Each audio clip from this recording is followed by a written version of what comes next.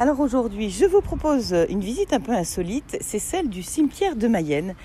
On associe à un cimetière souvent une idée de tristesse, de mort, de séparation, mais c'est aussi un lieu d'histoire, de mémoire intergénérationnelle et un lieu où peuvent s'exprimer l'attachement à un défunt et pour les chrétiens, un lieu d'espérance aussi, de retrouvailles pour la vie éternelle comme le Christ l'a promis. Alors au fil des saisons et des fêtes liturgiques, les cimetières changent d'apparence. Ils deviennent parfois de vrais jardins quand les tombes sont fleuries, notamment pour les fêtes des Rameaux et de la Toussaint. Les familles et amis s'y retrouvent. Parfois, les enfants courent dans les allées au milieu des monuments funéraires parfois très différents. Alors, c'est Julie Maviel, guide conférencière, qui va donc nous commenter ce lieu unique. Bonjour Julie. Bonjour Christelle. Vous allez redonner un petit peu vos titres de noblesse. Oula. Alors, je suis guide conférencière pour le pays d'art et d'histoire Couëvron-Mayenne. Donc c'est déjà très vaste, hein. Vous couvrez beaucoup de monuments et de patrimoine, j'imagine. Oui, exactement. Oui. Alors ici, on est sur les hauteurs de Mayenne, on a une vue magnifique sur les Couëvrons, sur peut-être la corniche de Paille. Et ce cimetière, vous me dites qu'il est donc riche de plein de choses différentes. Il est très ancien.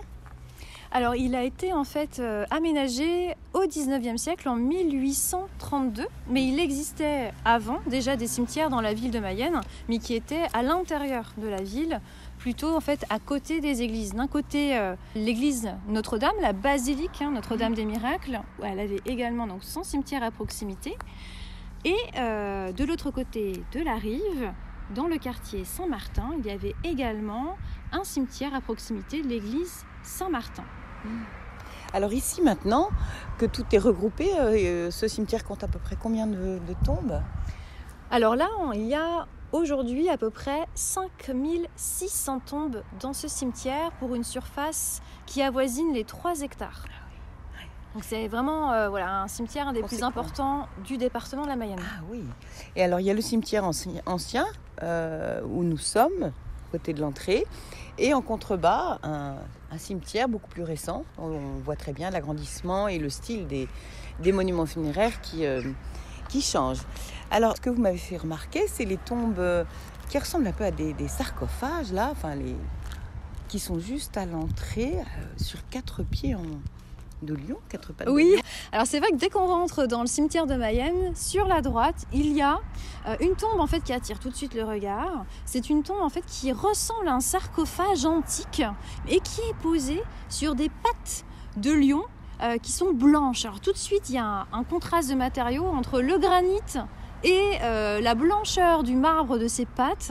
Et donc ici, on est véritablement dans, on va dire, l'apogée de l'art funéraire, puisqu'au XIXe siècle, les architectes et les sculpteurs vont s'emparer de cet art funéraire avec la construction d'un certain nombre de tombes. Et là, pour cet exemple en particulier, on a la volonté de s'inspirer de l'Antiquité, avec cette forme effectivement de coffre, de sarcophage antique, mais aussi d'associer un certain nombre d'éléments de décor qui sont tout à fait étonnants, comme des pattes de lion, symbole de gardien en fait de l'éternité, mais aussi des motifs végétaux. On a un mélange de styles qu'on appelle l'éclectisme, et dans l'art funéraire, les architectes et les sculpteurs vont vraiment énormément utiliser ce style pour ainsi avoir libre cours aussi à leur imagination. L'art funéraire, c'est vraiment un art de liberté aussi d'expression. Et alors quand on poursuit sur notre allée sur la droite, vous me montrez donc une grande chapelle très bien entretenue, une chapelle funéraire très bien décorée, tout en granit. Alors oui, il s'agit d'une chapelle dédiée en fait à la famille Tripier de la Grange, qui est une famille en fait où plusieurs membres faisaient partie de la magistrature à Mayenne depuis le XVIIe siècle. Et donc on a une chapelle magnifique qui est en partie néo-gothique, avec des éléments que l'on peut voir, des colonnes avec des décors qui reprennent notamment la fleur de lys, mais aussi des éléments de décor funéraire avec une couronne qui représente en fait l'éternité. Donc c'est vraiment un modèle de chapelle funéraire tel qu'on les conçoit au XIXe siècle. Et on voit donc à travers la fenêtre en effet un joli, très joli vitrail avec un saint et une palme, mais on ne sait pas qui il est. tout est très bien entretenu. Et puis le petit hôtel, bien sûr, comme dans une chapelle funéraire. Et juste à côté, un monument, monumental cette fois-ci, oui. Alors oui, on a en fait à Mayenne un monument commémoratif qui commémore une guerre, non pas la première ni la deuxième guerre mondiale, comme c'est très souvent le cas, mais ici c'est vraiment les premiers monuments aux morts qui ont été érigés, qui commémorent la guerre franco-prussienne, donc une guerre qui a eu lieu au XIXe siècle, en 1870-1871. Et donc là, on a un modèle de monument funéraire aussi très intéressant.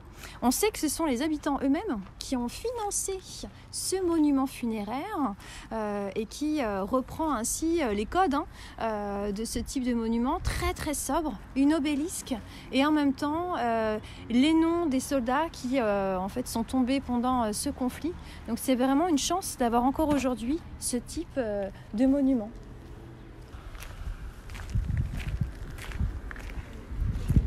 Et donc la plaque qui commente 1870-1871 à ceux qui reposent ici pour la mémoire contre l'oubli, le Souvenir français, comité de Mayenne.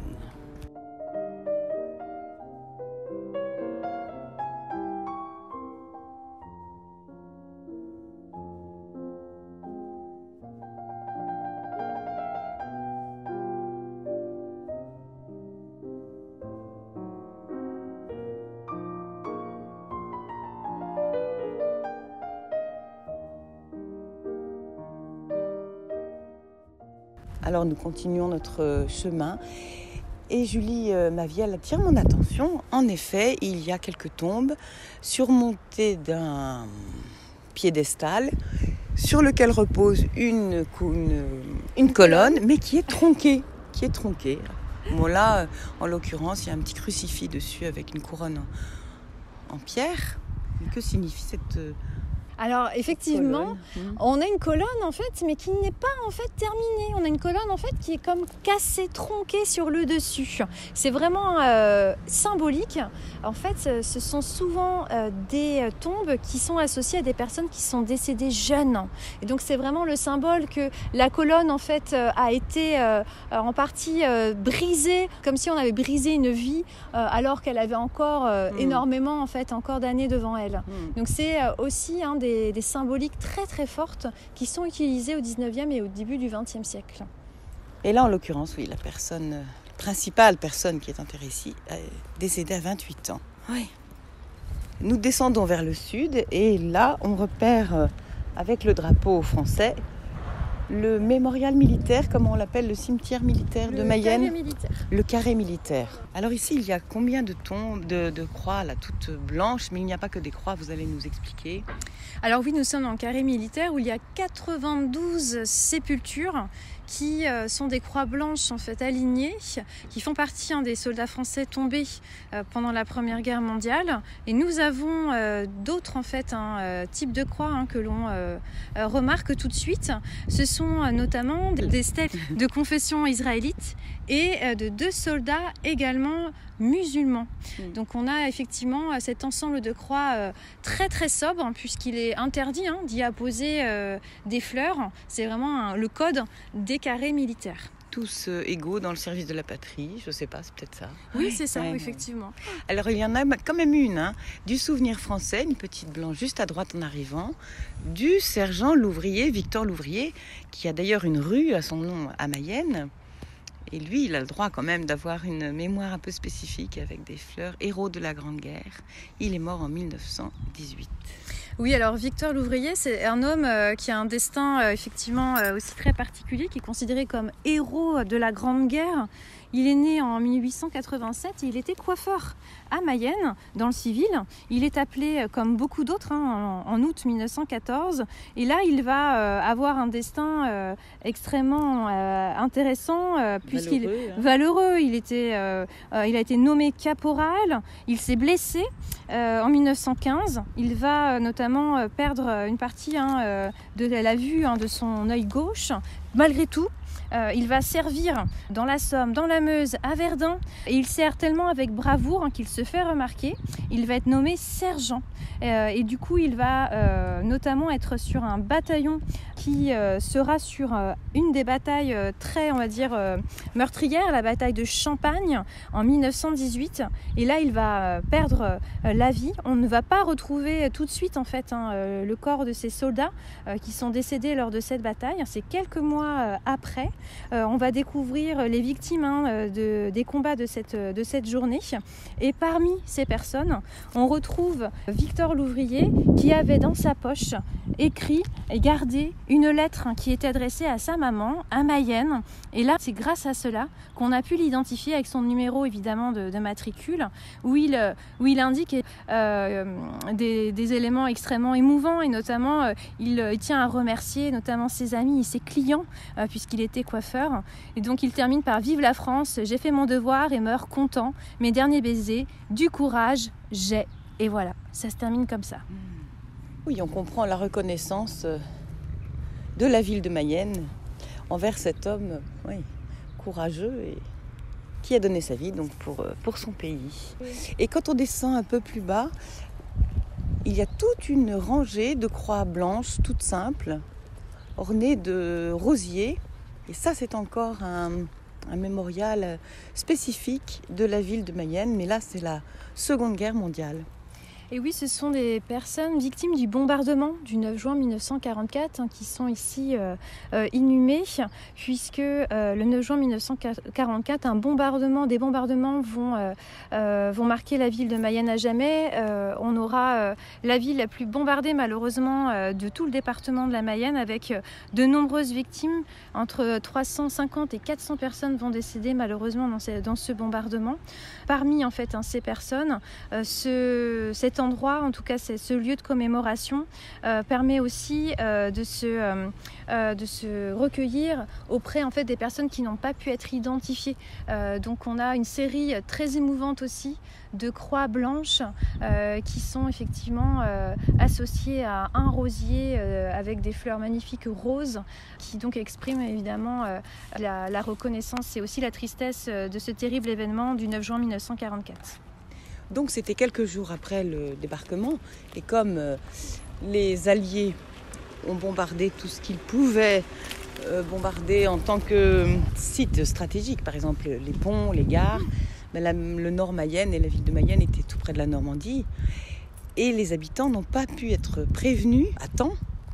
Il y a eu des messages envoyés par avion, c'est ça ? Oui, on a retrouvé des tracts qui permettent, en fait, les Alliés voulaient évidemment avertir la population civile qu'il fallait évacuer la ville. Le bombardement était imminent, et donc ils ont envoyé par avion ces tracts par centaines et par milliers. Seulement, le jour où les Alliés ont réalisé cette opération, il faisait beaucoup de vent. Et malheureusement, les habitants n'ont pas pu avoir ce message, puisque les papiers sont volés un peu après Mayenne, et on n'a pas pu avertir en tout cas la population, ce qui explique le nombre de personnes qui ont été tuées. Civils, effectivement, qui ont été tués.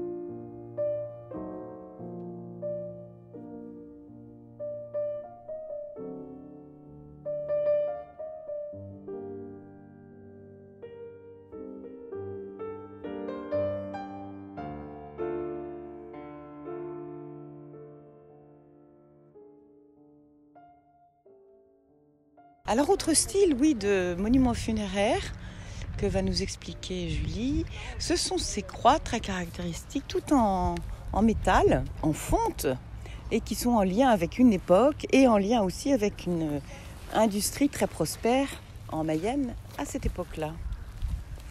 Alors oui, c'est vrai que dans le paysage et cimetières aujourd'hui, on redécouvre un petit peu un art funéraire, ce qui est en fait les croix métalliques, puisqu'au 19e siècle, beaucoup de personnes ne pouvaient pas se permettre de se faire inhumer avec une pierre tombale ou avec une chapelle funéraire. Bien souvent, on avait une simple croix en bois, mais l'essor de la sidérurgie au 19e siècle, le développement des fonderies va faire baisser le coût de la fonte.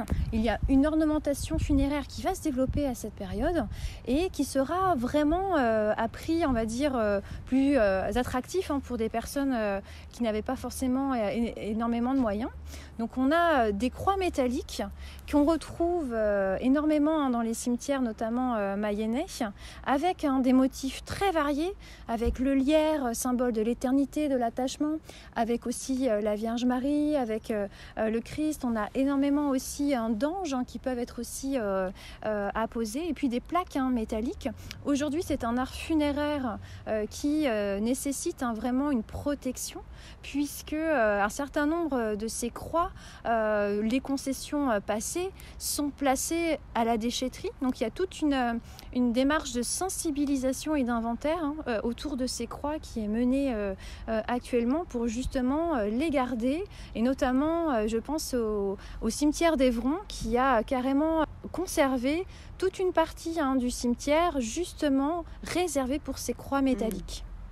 Oui, parce qu'en fait, on le voit ici, la fonte, ça rouille. Oui, elles peuvent s'abîmer. Si elles ne sont pas entretenues, elles peuvent tout à fait, petit à petit, tomber et être jetées, enfin, être liquidées.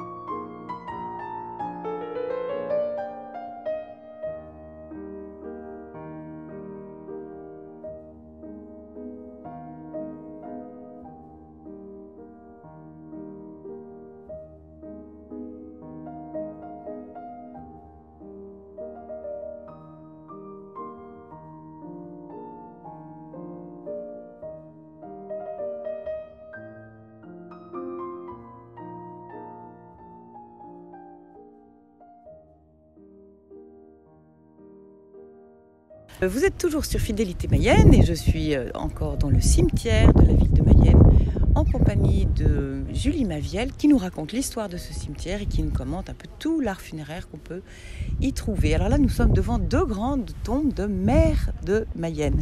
Bon, peut-être elle est là parce qu'il y a du vent. Alors effectivement, nous avons en face de nous deux monuments funéraires qui sont côte-côte, et c'est assez étonnant d'ailleurs, deux mères de la ville de Mayenne au 19e siècle. Alors notamment Henri Gandet, qui était maire à partir en fait de 1848 jusqu'à 1887. Il était médecin. Et Henri Gandet, on lui doit notamment le service et la mise en place du service des eaux en 1877. Et la particularité de sa tombe funéraire, c'est qu'il y a un buste, c'est vraiment le seul buste de tout le cimetière en fait de Mayenne, un buste en bronze qui a été financé par les Mayennais eux-mêmes qui ont souhaité ainsi mettre en place un buste en son honneur.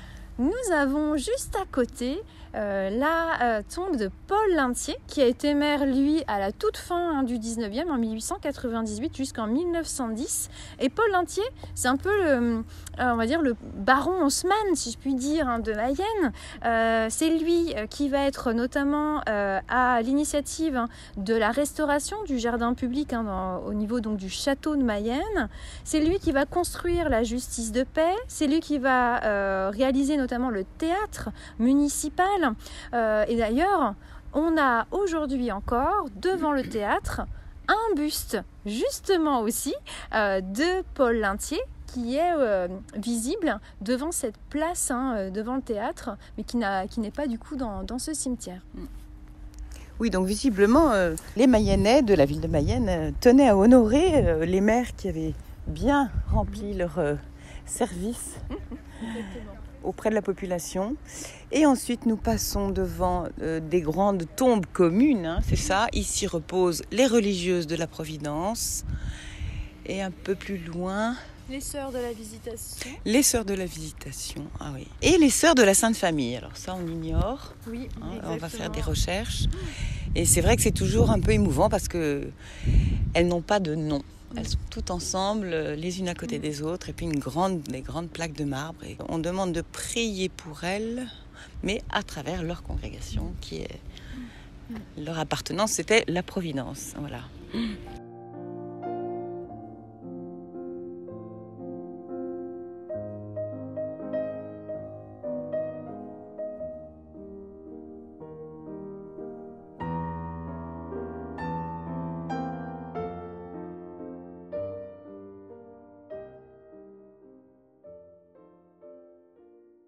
Et puis quand on remonte plus haut, on va aller admirer la chapelle néo-gothique, c'est ça ? Alors oui, à Mayenne, on a la chance d'avoir une magnifique chapelle néo-gothique.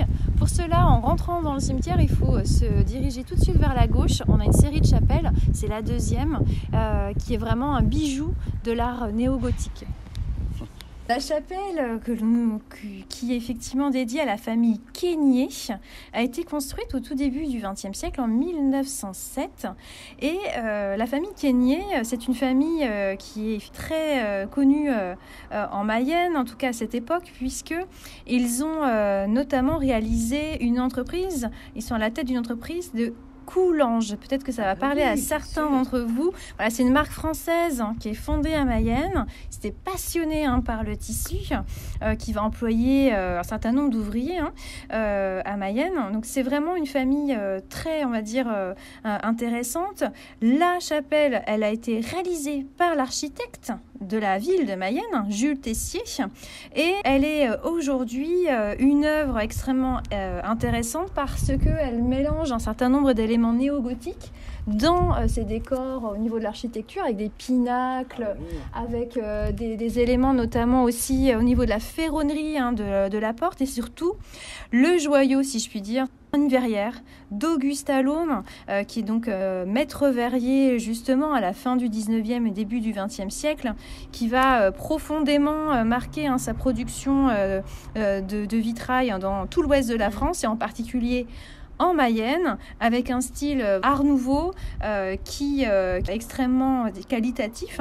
Il va d'ailleurs être récompensé pour tout son travail, puisqu'il va obtenir la médaille d'or à l'exposition universelle de 1900. Donc c'est vraiment aujourd'hui un privilège d'avoir ce magnifique vitrail qui représente justement la Vierge Marie. Notre-Dame des Douleurs, Notre-Dame des Douleurs, oui, tout à fait, oui. Oui, avec des très belles couleurs, un vitrail en ogive. Et la Vierge lève les yeux au ciel, elle est éplorée et elle tient la couronne d'épines. Notre mère intercédée pour nous, Auguste Allôme. Eh bien, notre petit tour s'achève, notre petit tour dans le cimetière de la ville de Mayenne, plein d'enseignements. Merci beaucoup Julie Maviel de nous avoir bien commenté et l'histoire et aussi tout cet art funéraire qui est très varié au 19e et 20e et qui commence à devenir beaucoup plus homogène maintenant. Toutes nos tombes et nos monuments funéraires sont beaucoup plus classiques et peut-être plus humbles aussi, d'une certaine manière. Oui, tout à fait. Merci à vous. À bientôt. À bientôt.